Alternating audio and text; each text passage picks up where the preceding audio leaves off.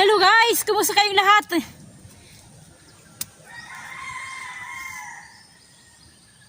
Nandito ako! Nandito ulit!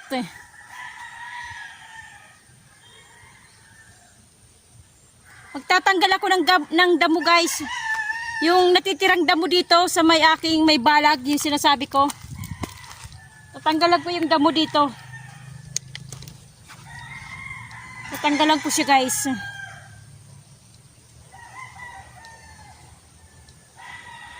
Walang tao dito sa mga kapitbahay ko ata oh.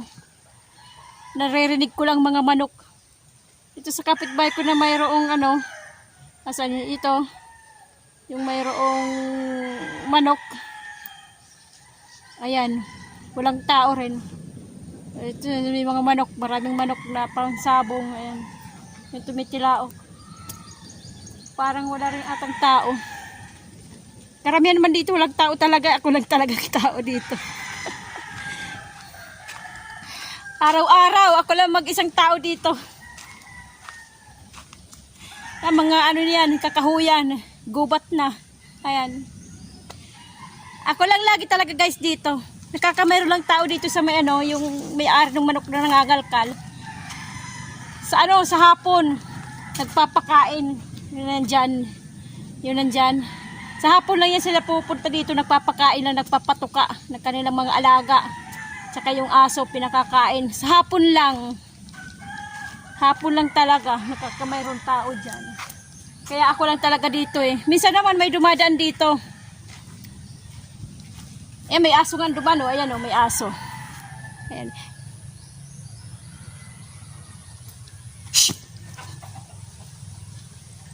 Dito naman minsan guys. Dito naman minsan guys may dumadaan. Kasi ito yung labasan papunta dun eh. Yung dinadaanan ko papuntang labas na yan sa may kasakayan, may kalsada, sakayan na papuntang bayan. Dito naman sa kabila, diba daanan papunta. Mayroon din dito dumadaan dito papunta. Kasi may bahay din dun eh. May bahay dun sa dulo. Doon sa dulo, may bahay doon sa dulo. Kaya may dumadaan dito.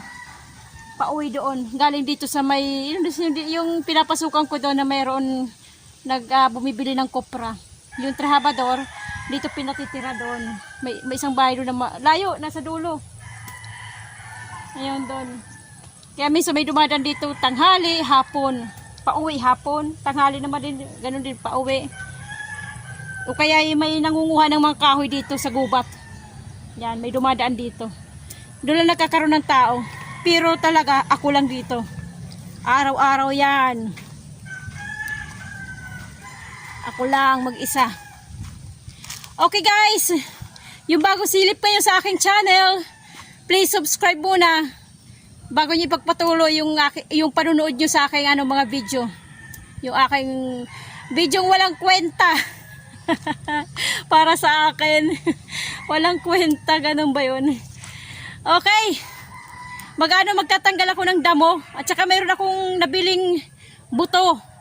Itatanim ko doon sa may doon sa may balag. Itatanim ko siya. Okay guys,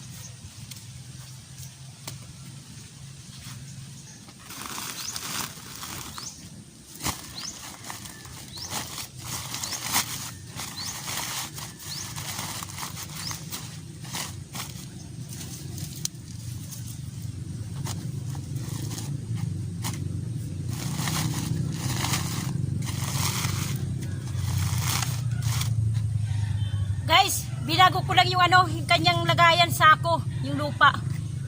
Isinalin ko. Kasi nga yung sako dito, ano na, durog na. Marupok na. Kaya pinalitan ko. Yung lupa niya, isilid ko sa panibagong sako na hindi sira. Tataniman ko to guys ng ng upo, ng patula. Hindi muna upo, pahinga muna ng upo. Patula na may tatanim ko.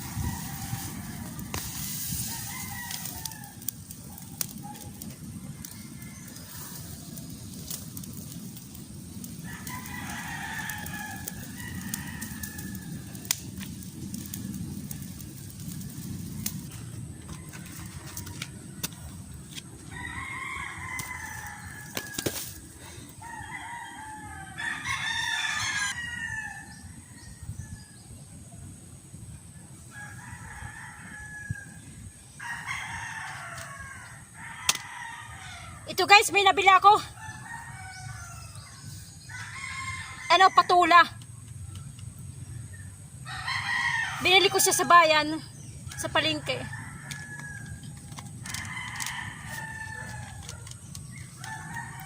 Didirekta natin guys sa sa sako.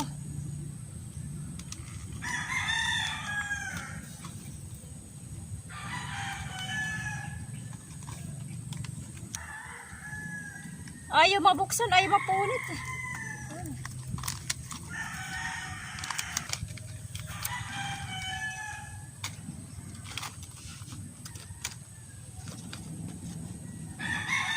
Tingnan nyo guys, nakabalot ng blue. Ayan, nakabalot siya. Dapat ang nito buto kulay itim. Kulay itim siya nito, kaya lang nakabalot siya ng blue.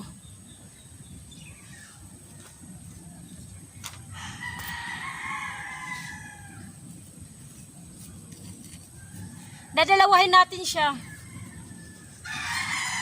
para 2 puno.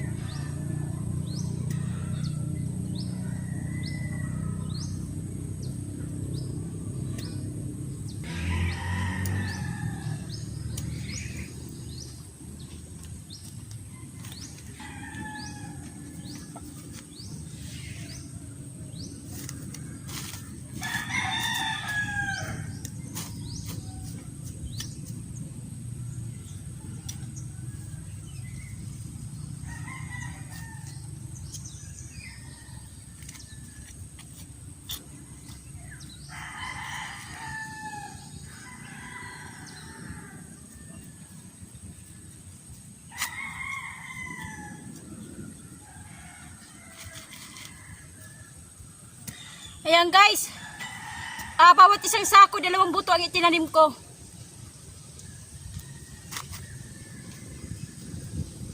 Ito yung pinagtaniman ko ng upo.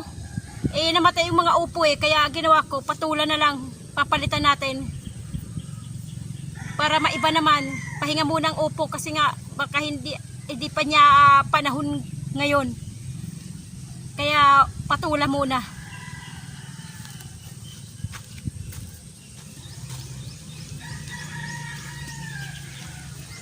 Ito yung aking nag-iisang upo.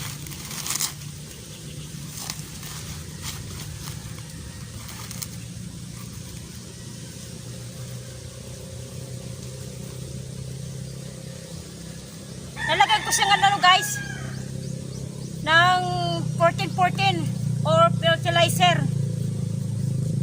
Kasi nag-iisaan lang siya Ano siya, tawag nun?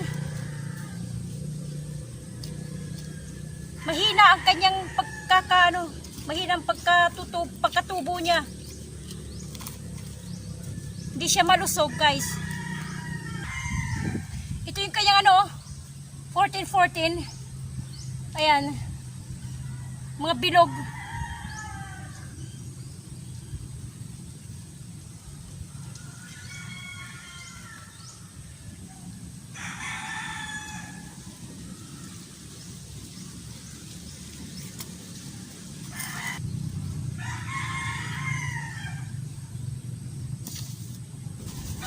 Tsaka guys,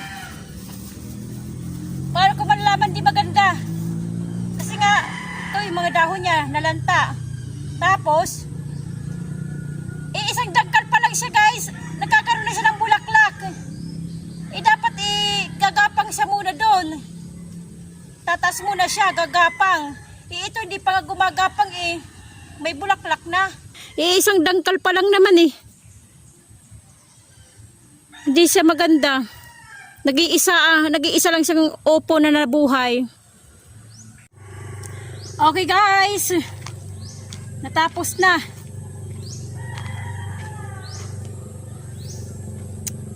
Natapos na yung aking pagtatanggal ng damo dito sa loob. Dito sa loob natapos ko na. Wala nang damo. Wala na siyang damo. Lahat dito sa loob ng nagtataniman ko. Siguro sa susunod na araw, basta pagpunta ko ulit dito, siguro ang tatanggalan ko ng damo, yung labas ng bakod. Yung dito lang, yung bandang bakod ganyan. Para naman iluminis. Hanggang doon dito sa mga bakod. Sa labas lang ng bakod. Siguro mga ilang lang, mga kalahating metro, ganyan, kalahating metro lang. Ang lapad, ang natin tatanggalan ng damo para naman malinis tingnan hanggang doon palibot. Pero doon sa harapan hindi na masyadong madamo Dito lang sa likod. Yung ditong sa mga kakahuyan, yan dito. Mabuti ka dito kanilang pinagpuputol para luminis. Kasi dito talaga to tataas. Parang yun nandoon, yung dito. Buti na lang pinagpuputol nila. At least luminis. Siguro kaya pumasok yung ahas, ganun. Pero lumayo na siguro yun. Yan ang susunod kong tatanggalan. Yung ito lang paligid dito. Paikot hanggang doon. Tsaka tinanim ko na rin guys. Nagtanim ako ng patula sa sako. Dinirekta ko na. Para hindi ko na ililipat. Pag halimbawa itinanim ko sa ibang sa mga maliliit na plastic. Ang ginawa ko, direkta na lang sa sako. Ayan, may nug pa doon. Para hindi na siya magalaw yung kanyang ugat. Pag inilipat, kasi nagagalaw yung ugat Kaya kailangan idinirekta ko na lang.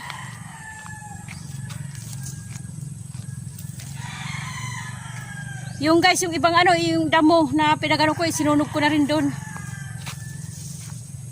Kasama nung mga tuyot na mga ugat ng nyog. Mga ugat ng nyog yun yung sinunog ko. Kaya malaki ang apoy. Mga ugat ng nyug yun ng mga naipon ko dyan. Mga inipon ko. Pinatungan ko na lang ng damo. Nung pinagkukuha ko ng damo. Okay guys, uwi na rin ako. Palunod na yung araw Maaraw ngayon itong araw na to. Matindi yung sikat ng araw. Kaya yung araw niya palunod na. Ayan guys palunod na siya. Malapit na. Malapit na mag-sunset. Ayan yung araw niya. Ayan Kaya ganyan. Pero kaya hindi lang halata na magsasunset na kasi nga yung araw matindi. Okay guys. Thank you sa mga nagko-comment. Thank you sa inyo mga subscriber ko dyan. Maluma at mga bago. Salamat. Yung mga lagi nagko-comment. Alam nyo na yan kung sino kayo. May araw na babanggitin ko kayo. Okay? Thank you guys. Yung bagong silip ko yung please subscribe. At saka likes na rin.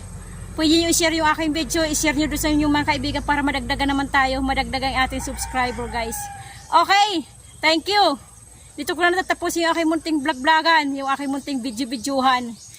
Itong aking tatanim, paglilinis.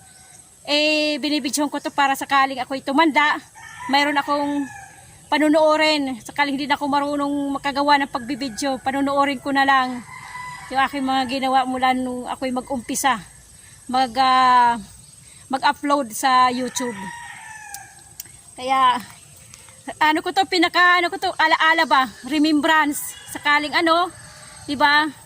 Yung panonoorin yung anak ko, ganito pala si nanay, ganyan, nung bata-bata pa, ganyan, 'di ba? Yan, kaya ginagawa to ko guys, mula noon nung ako'y nasa labas din. Kaya yung ako'y pagbibidyo, wala lang, kung anong ginawa ko dito, yun lang. Sa bayan sa amin, hindi maganda nasa loob lang ako ng bahay tapos maglalako ng bananak, yun lang. Nahihiya naman ako mag-ikot doon sa bayan. Nahihiya ako magdala ng camera ba. Salita ng salita doon sa kalsada. Nahihiya ako pinagtitinginan ako ng mga tao. Nahihiya ako kaya dito na lang, walang katao-tao guys. Ako lang yung nagsasalita, ako lang yung tumatawa. Hindi nila ako sasabihan na yung taong yan nasisiraan ng ulo. Kaya okay lang dito kaysa sa bayan, nahihiya ako Okay guys, napapahaba na may aking kwenta na walang kwento. Okay, dito na lang tapusin ko. Kumusta ang buhay nyo? Ito ang aking buhay, buhay ni Waray. God bless sa ating lahat. Bye bye!